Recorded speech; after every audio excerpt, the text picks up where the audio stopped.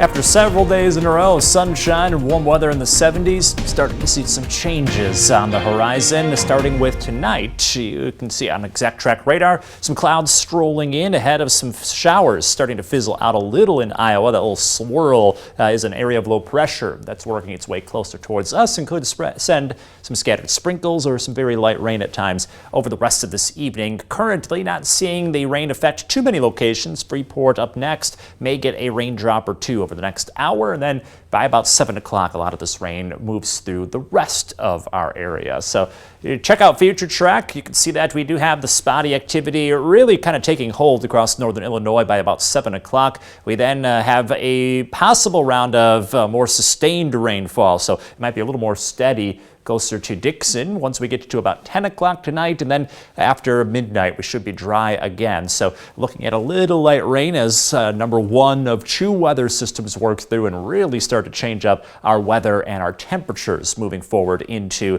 the rest of this week. Still holding on to some of that warmth right now. Low 70s despite not seeing much for sunshine. Earlier today we hit the middle, even up the upper 70s. That is a lot closer to early September kind of weather, so we almost went back a month at times when it comes to the temperatures this afternoon, but that does start to change over the next 24 hours or so. You're already seeing some of that cloud cover on our WREX camera as of right now.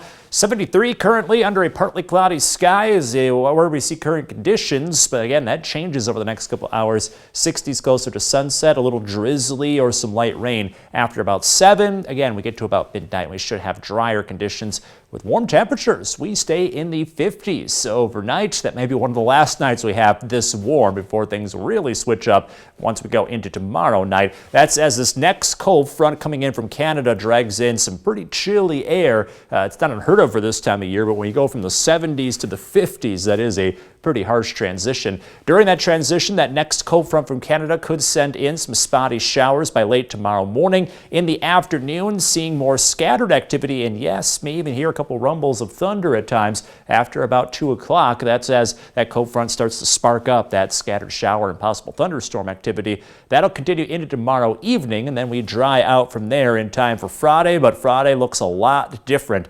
Temperatures changing up a ton by that point. So when you plan out tomorrow, plan on dry conditions early. We get into the early afternoon, though. Be ready for some showers. They do look to clear quickly going into tomorrow evening. Temperature-wise, we just barely hold on to the 70s, so we may get one more day squeezed out of the forecast ahead of that next cold front.